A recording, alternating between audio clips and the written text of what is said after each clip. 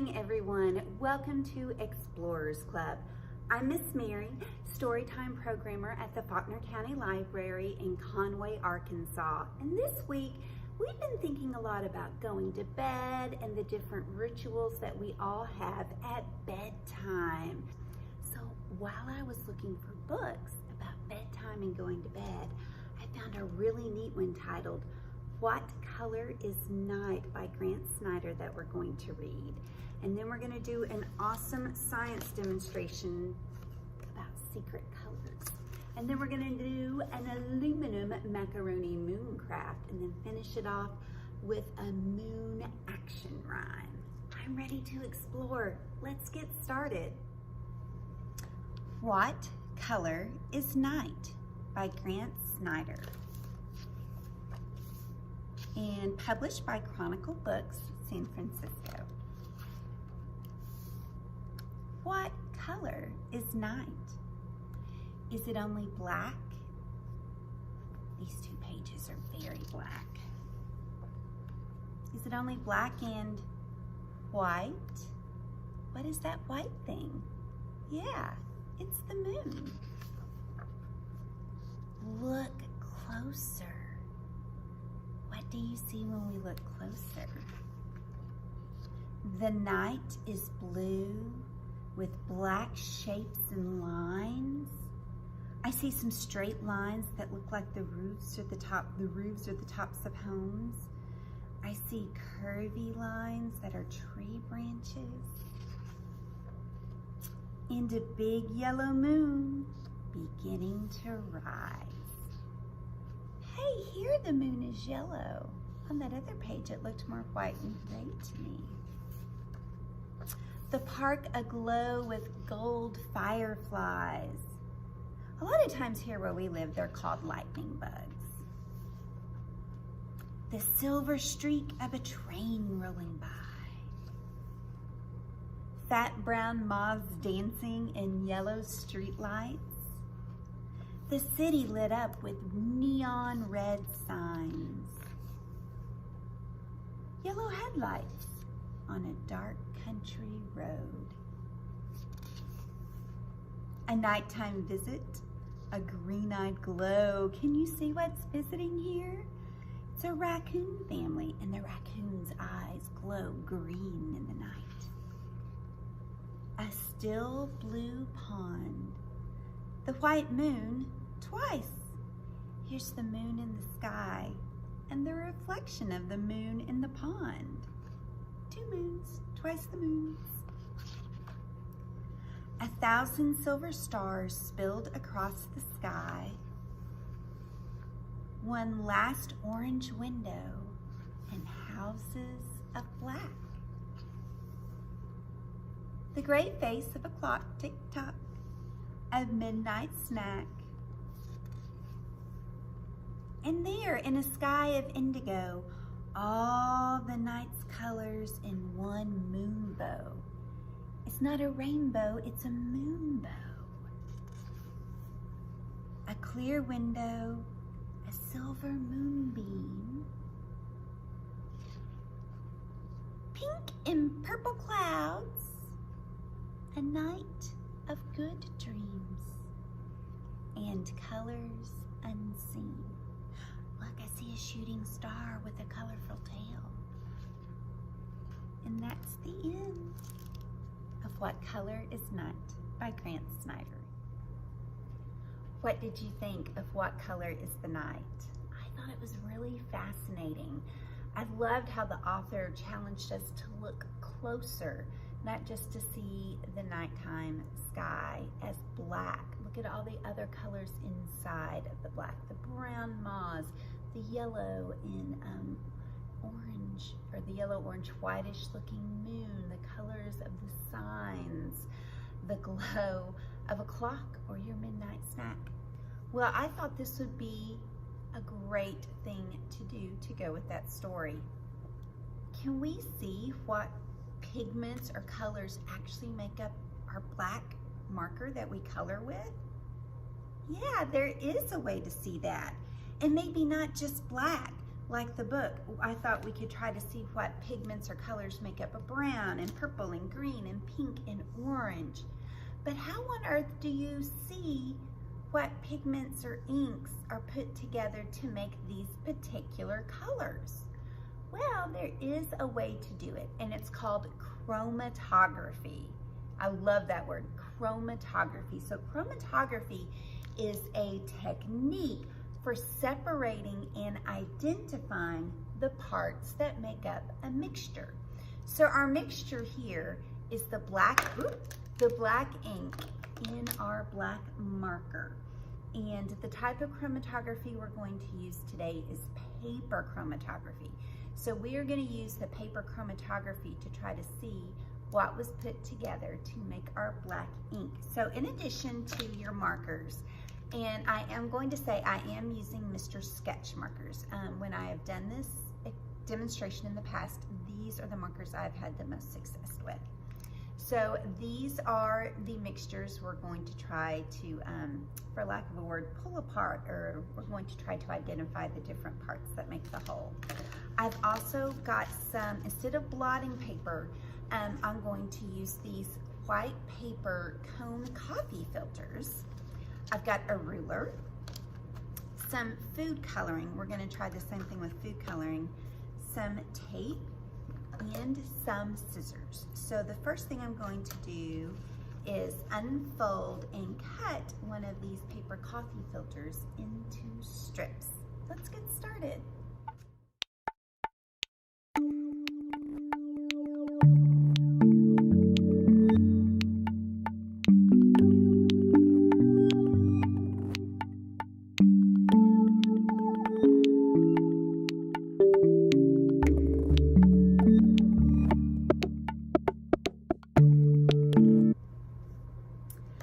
Okay, so I've got my numbered strips taped to my ruler, and now I am going to put a small dot of a different color on each strip. So I'm probably going to start off with putting a small dot of pink here on the number 1 strip. Let's get to it. All right, so I've got my little dots on my strips of paper. It does say, just so that you can remember, in case the colors separate so much that you can't tell, if you want to on a piece of paper, it might be a good idea to write down number 1 pink, number 2 purple, just in case you can't tell when you get to the end of the experiment.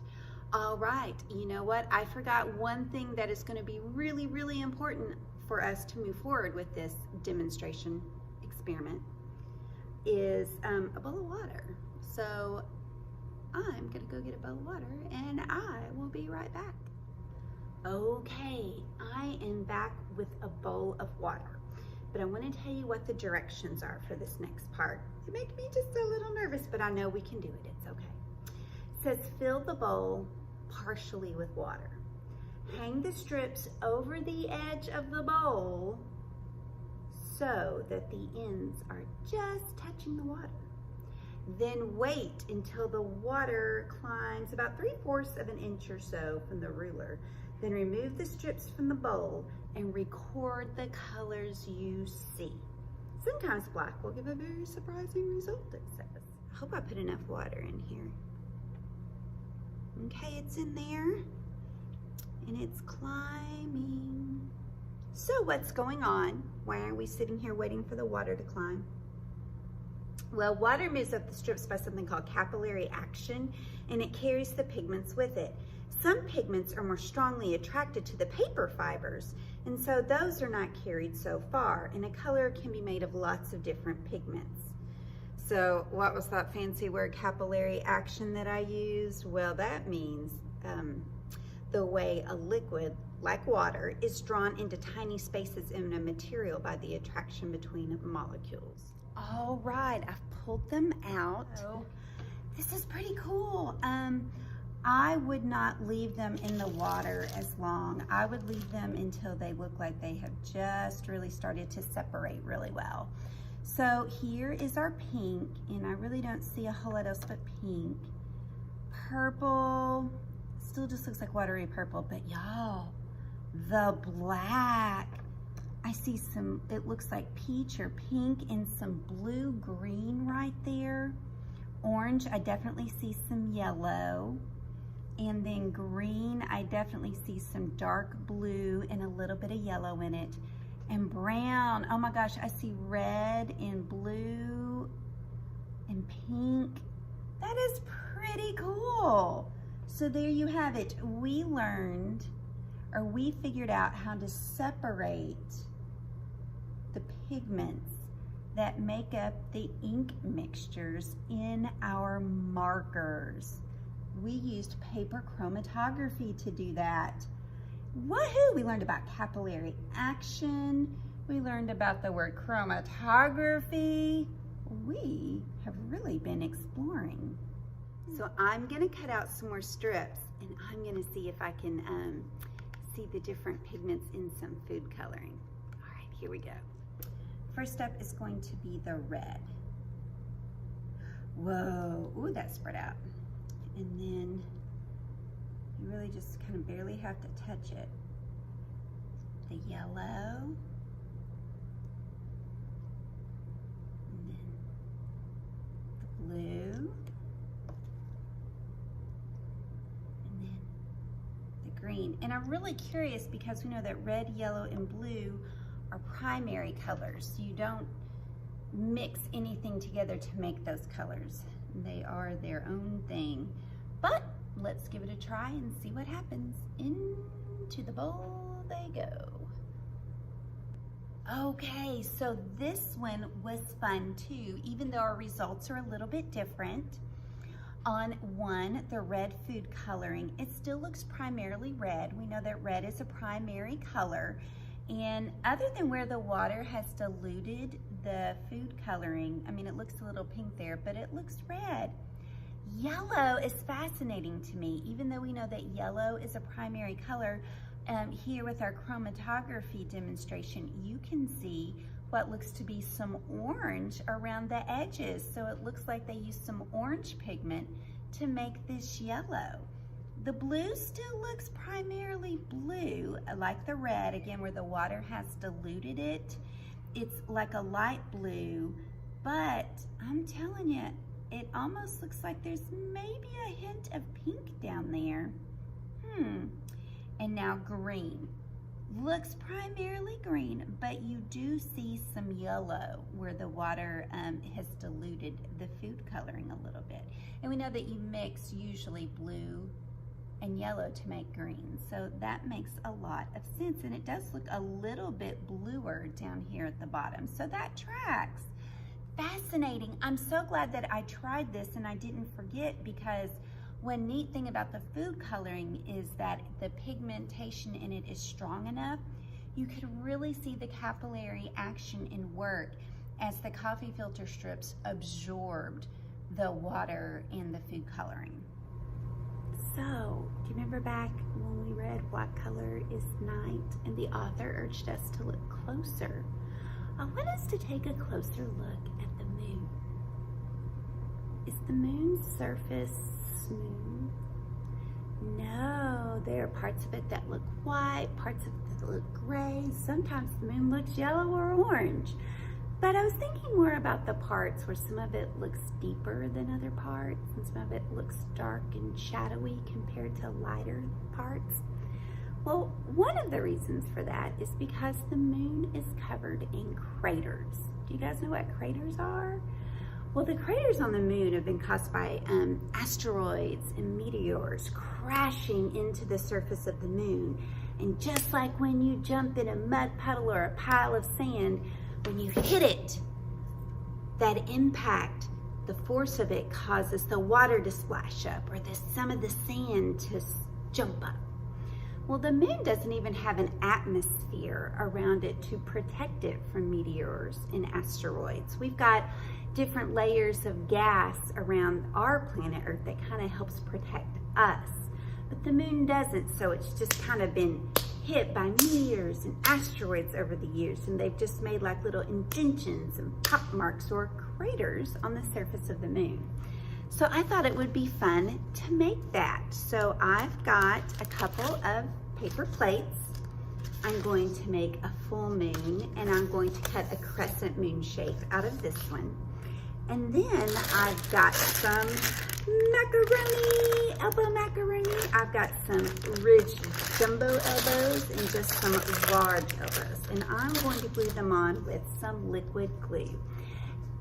Regular school glue should work, liquid glue, not glue sticks, or if you have any kind of craft glue or tacky glue. And then we are gonna use a sheet of aluminum foil. That's right. I thought to kind of make a good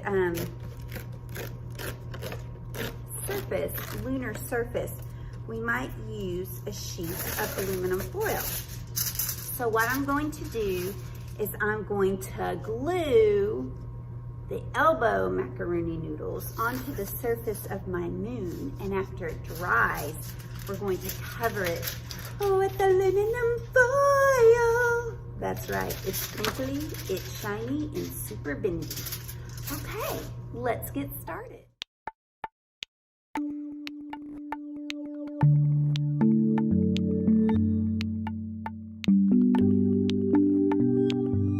Okay, so I have glued my dry macaroni noodles onto my paper plate shapes with some liquid craft glue.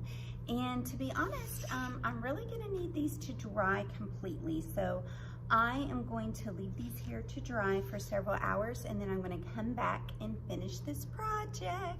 Okay, everybody, I left my moon crater pasta here to dry for several hours, and it looks like it's dried on pretty well. Now, I'm gonna cover it with aluminum foil.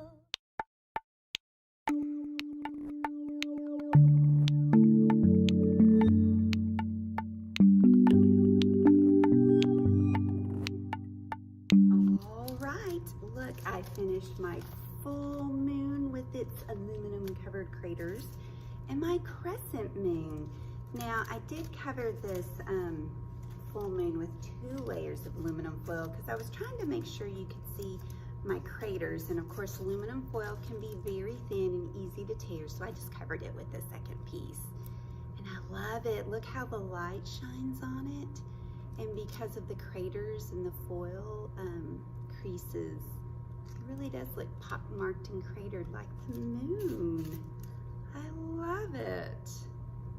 Yay, I had fun doing this craft. I hope you did too. So now we're gonna end with some moving. Let me get this stuff out of the way so we have some room to move. This is the poem. Big yellow moon shines so bright, glides across the starry night, looks down at me asleep in bed, whispers, good night, sleepyhead. Big yellow moon, your turn is done. Here comes Mr. Morning Sun. I wake up, you go to bed. Sleep well, moon, you sleepyhead. And these are the movements that go with it. So when we say big yellow moon shines so bright, we're gonna put our arms over our head like that. So big yellow moon shines so bright, and then we're gonna move our arms from side to side. Glides across the starry night, looks down at me, so shade your eyes and look down. Asleep in bed, so put your hands together and put your head on it. Whispers, good night, sleepyhead. So whisper and put your finger in front of your mouth like you're shushing. And then big yellow moon, we're gonna put our arms up and we're gonna say, your turn is done. Bring them down and then put them back up, for here comes Mr. Morning Sun. I wake up, stretch your arms like you do when you wake up. You go to bed, make the sleepy go into bed again. Sleep well, moon, you sleepyhead. All right, here we go. We're gonna do it all together. Big yellow moon shines so bright, glides across the starry night, looks down at me asleep in bed, whispers, good night, sleepyhead.